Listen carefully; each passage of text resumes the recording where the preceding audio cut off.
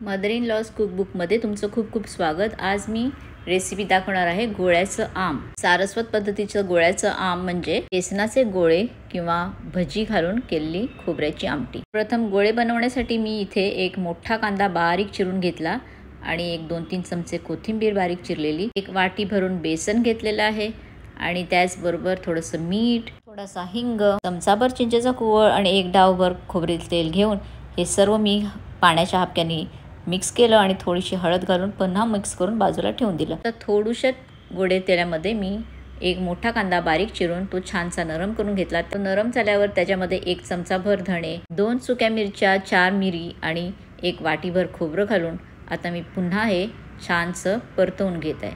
आता हे परतून झाल्यावरती मी मिक्सरमध्ये काढून घेत आहे ते बारीक वाटायला। त्यात थोडासा चिंचेचा कुवळ घातलेला आहे आणि मी आता पाणी घालून एकदम बारीक वाटून घेणार आहे। खोबरं भाजतानाच तुम्ही याच्यामध्ये लवंगा सुद्धा घालू शकतात, पण मी आता हे फोडणीला घालणार आहे। आता हे छानसं बारीक वाटून झाल्यावरती मी अगदी किंचित खोबरेल तेलामध्ये 1 लवंग फोडणीला घातली आणि त्याच्याबरोबर थोडासा हिंगही फोडणीला घालून त्याच्यामध्ये आता मी बारीक वाटण ह्याच्यात घालून मिक्सर धुतलेलं पाणी सुद्धा आता घालून घेणार आहे। वातावरणात गरमी खूप असल्यामुळे मी याच्यामध्ये लवंगा घातलेल्या नाही आहेत, पण तुम्ही घालू शकतात। पावसाळ्यामध्ये अतिशय छान लागतात। तर आता हे छानशी उकळी आणून घेत आहे मी याला मोठ्या गॅसवरती सतत ढवळत आणि थोडंसं मीठ ॲडजस्ट केलेलं आहे आपल्याला जितकं हवं तितकं। आणि आता मस्त उकळी आल्यावरती मी त्याच्यामध्ये तयार केलेल्या बेसनाच्या पिठाचे बारीक बारीक गोळे घालत आहे। अगदी बारीक बारीक करून घालावे म्हणजे ते छान उकळीबरोबर शिजून येतात आणि न हलवता सावकाश त्याला शिजू द्यावे। गॅस मोठाच ठेवून द्यावा म्हणजे ते गोळे आपण पटापट शिजत जातात। आणि तुम्हाला हवे असल्यास असं करायचं नसेल तर तुम्ही हे गोळे तळून सुद्धा घालू शकतात, ती सुद्धा आमटी अतिशय छान लागते। अगदी अलगद हाताने असे ढवळून तुम्ही गोळे ते शिजवू शकतात। अगदी छानशा मोठ्या गॅसवरती सावकाश बाजूबाजूने अलगद फिरवून गोळे आमटीच्या खाली ढकलून द्यावे आणि ते लगेचच छान पटापट शिजून जातात।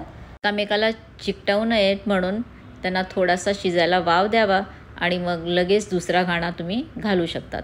आता मी दुसरा घाणाही घालत आहे। पहिला घाणा शिजता शिजता तर ते एकमेकाला चिकटणार नाहीत आणि सुट्टे सुट्टे छान शिजून येतात। तर असे बारीक बारीक गोळे आता घालून मी हे शिजवत आहे आणि आता मस्त ते शिजलेले आहेत। तर छानशी अशी आमटी तयार झालेली आहे। तर आता मी त्याच्यामध्ये खोबऱ्याचा रस घालणार आहे। तर त्याच्यासाठी मी आता गॅस बारीकसुद्धा केला आहे। गोळे माझे चांगले शिजलेले आहेत। तर मी 1 कप भरून खोबऱ्याचा रस घालणार आहे आणि आता लगेचच मी गॅससुद्धा बंद करणार आहे। हे आता आमटी तयार झालेली आहे। खोबऱ्याचा रस जाडा घातल्यावरती तुम्हाला फार शिजवायला लागत नाही। अगदी एकामेकात मिक्स झाल्यावरती गॅस बंद करून टाकायचा आणि त्याच्यामध्ये आता थोडीशी बारीक चिरलेली कोथिंबीर घालून खायला तयार आहे गोळ्याची आम। ही आमटी अगदी काळाबाहेर गेलेली आहे, फार लोक करत नाही आहेत आता। सारस्वत लोक शिवराक म्हणजे शाकाहारी जेवणामध्ये हे नक्की वापरतात म्हणजे त्यांना मासे मिस नाही होत। अशाच नाविन्यपूर्ण रेसिपींसाठी आमच्या चॅनेलला सबस्क्राईब करा, लाईक शेअर करायला विसरू नका, बेल आयकॉन दाबून नोटिफाय व्हा। धन्यवाद।